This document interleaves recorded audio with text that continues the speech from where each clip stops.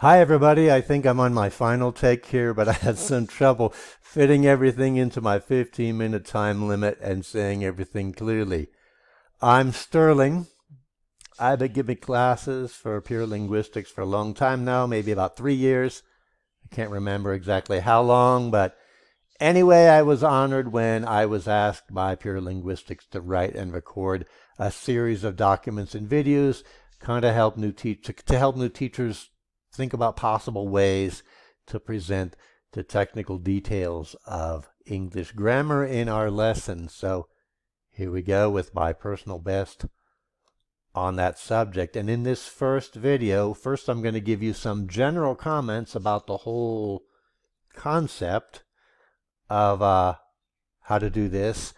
And finally, I'm going to give you a summary of this concept of first person, second person, and third person as subject number one. So, first, some general comments. Depending on the student's understanding of grammar, it's sometimes really helpful in your teaching to include a comparison of English grammar with Spanish grammar. In fact, I always try to do that, and if it doesn't work out, then I go a step back. But with each tense, like present the name of its equivalent tense in Spanish and show the similarities and differences in how it's structured, and sometimes the similarities and differences about the situations where you use it in different scenarios with examples. You'll see more what I mean in the second video, where we're going to talk about the use of present simple versus present continuous, and in English and Spanish. So I won't belabor that, but I would add that why English texts never suggest this comparison. English textbooks, English courses never suggest comparing the languages, and they always talk about grammar as if it's a topic that only belongs to English. I've never understood this approach because personally I've found that comparing a new language with the one I grew up with the one I'm already most intimately familiar with, is extremely helpful in learning the new language. There's no reason to learn how grammar works all over again. However, the downside is that comparing these similarities and differences between verb tenses in both languages is only useful to students who already have a kind of a basic understanding of grammar, of Spanish grammar.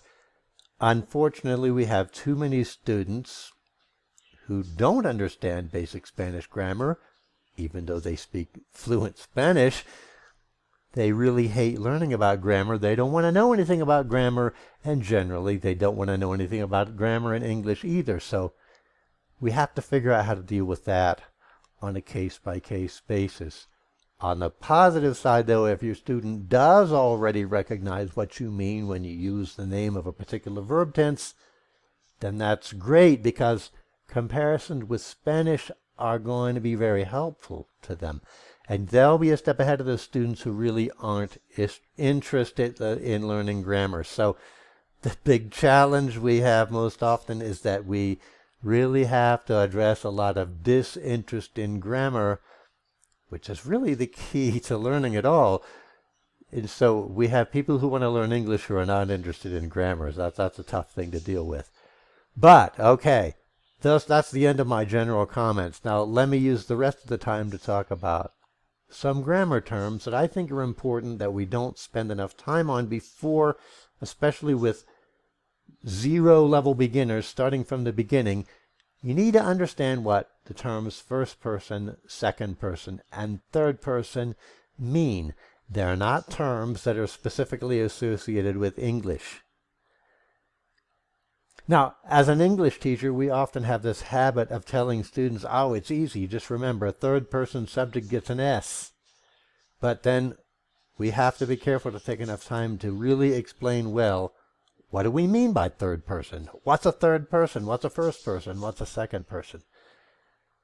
And once that's understood, you can point out that we conjugate verbs by exactly the same kind of rules as we conjugate them in Spanish. That is, different kinds of subjects, that is, which are associated with different pronouns, require different endings on the verbs. It's just the different pronouns describe different kinds of subjects. I have a theory that maybe what confuses Spanish speakers is that English doesn't have a different verb ending for all 7 pronouns. And they kind of expect that it would, and when they don't see that, the simplicity confuses them. I'm not sure. But anyway, point out that in the English simple present tense, there are only 2 conjugated verb forms. 4 of the pronouns share the same ending. I, you, we, they have no ending. That's the ending. He, she, or it have an S ending. Opposed to the complexity of Spanish, where you have a different form for yo, tú, nosotros, ellos, ella, él, usted, usted. You have like 7 different forms, 5 different forms, 5 different forms in Spanish. Only 2 in English. Those numbers multiply because you also have 5 different forms in all the other tenses in Spanish. You don't in English. That's the beauty of English, because most verbs in Spanish have around 30 possible conjugated forms. Most verbs in English have 3, sometimes 4. Okay. That's the end of my general comments. Now I'm going to use the rest of the time to talk about first, second, and third person. What do these terms mean? In English and in Spanish, first person, second person, and third person define the type of the subject. Who or what is doing the action? Do I do it? Do you do it? Does someone else do it? Or something else do it? First person, second person, third person. First person singular. Singular means I. I'm the first person. Think of it this way. I'm the most important person. First person singular means just me. There's just one of me. Nobody else. I. Yo. Then let's talk about first person plural. We. We. It's first person because it includes me. It's I, the most important person, and another person or persons. We means I and another person or persons. Nosotros. Second person. Let's talk about second person. From the perspective of I, from my point of view, you are less important than me, so you are second person. You're the second single most important person because I'm the most important person. There's only one you in second person singular, so the pronoun is you for second person singular. We also have second person plural in English. Confuses Spanish speakers because we don't have another pronoun for it. In Spanish, it's generally ustedes in most of Latin America. It's vosotros mostly in Spain. But in English, we just say you to mean when we're talking directly to another person and another person, more than one other person. Directly, we're speaking directly to them. Sometimes in American English, we use phrases like you all or you guys to emphasize that we're talking to more than one person directly. So, let's see. Good. Finally, let's go to third person. Any person that's not me, it's not you, is someone else. They're third in importance because I'm number 1, you're number 2, they are number 3. Third person singular means one man, one woman, one thing who is not me and not you. Third person. He, she, or it. We also sometimes have to take some time to explain it because there is no it in Spanish. It is most often implied in Spanish. But English has a rule about subjects A sentence in English is not a sentence unless the subject is spoken or written. It rains. It is raining. Whatever it is or whoever it is that does the action must be included as a word in an English sentence, so we have this extra pronoun called it. And in Spanish, it's not necessary. You just say llueve or está lloviendo. Spanish speakers don't think about what is raining or what rains. It. Okay, let's see. And third person plural. We have to talk about third person plural.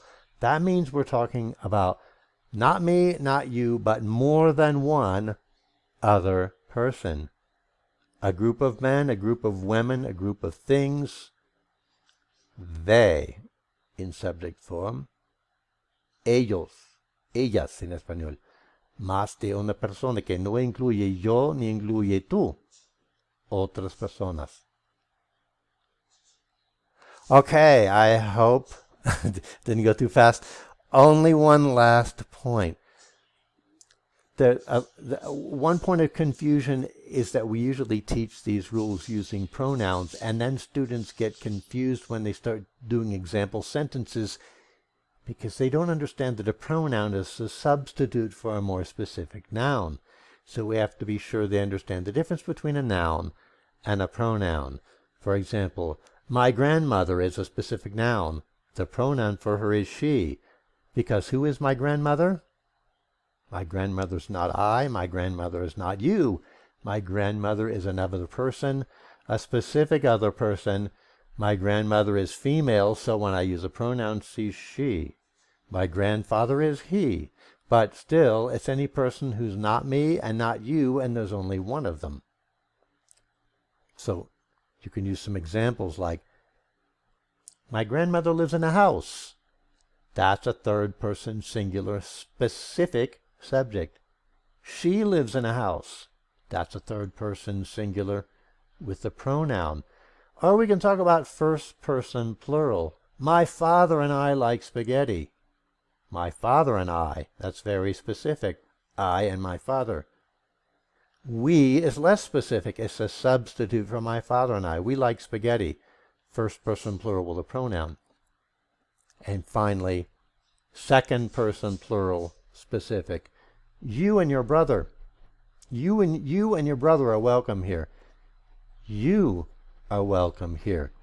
You, in this case, you is a pronoun that includes your brother. That's going to be confusing to Spanish speakers. Sometimes to make it more clear in English, we'll say you guys, you all, youans in Missouri. So, I think it's important to explain first person, second person, and third person so that when you start talking, giving explanations in grammar later, the student knows what you're talking about. You're not using some foreign term that they never grasp the meaning of. So it's like a foundation you have to build. People need to understand what first person, second person, and third person means before you start telling them use a third person S, or before you start telling them there's no S in third person plural. They're going to be very confused if they don't understand what these terms mean. And I feel like textbooks don't spend enough effort to make this clear before they start talking about a conjugation. So let me see. I think I got to wrap it up because I have to stay less than 15 minutes. So just remember, these are common between English and Spanish. We have primera persona, segunda persona, tercera persona. You learn these in Spanish grammar, just like you learn first person, second person, third person in English grammar. When they see that, gonna be a lot clearer. So, okay, I just squeezed it in under 15 minutes. Thank you for listening, and I hope it wasn't too wordy or confusing. Thanks for listening. Bye-bye.